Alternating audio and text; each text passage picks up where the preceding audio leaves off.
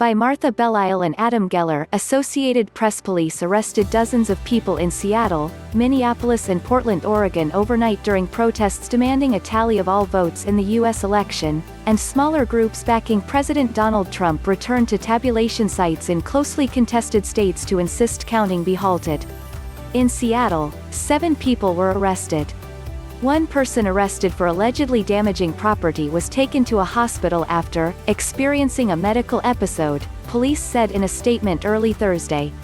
The protests came as the president insisted, without evidence, that there were major problems with voting and counting of ballots.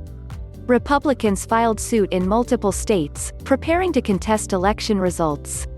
In Minneapolis, police arrested more than 600 demonstrators who marched onto an interstate in Minneapolis Wednesday night protesting Trump's threats to challenge the election results, as well as a variety of social injustices.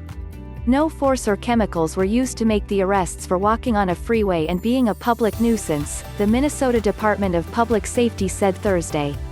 In Portland, protesters smashed windows at businesses, hurled objects including fireworks at officers.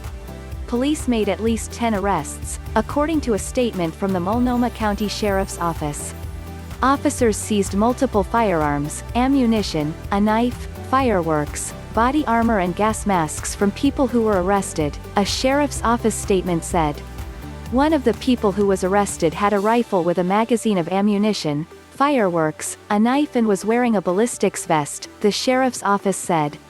Oregon Governor Kate Brown called out the National Guard to manage the unrest in Portland, which has been a scene of regular protests for months.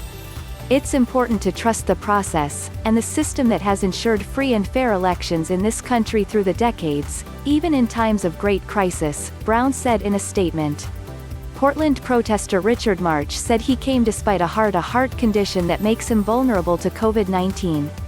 To cast doubt on this election has terrible consequences for our democracy, he said.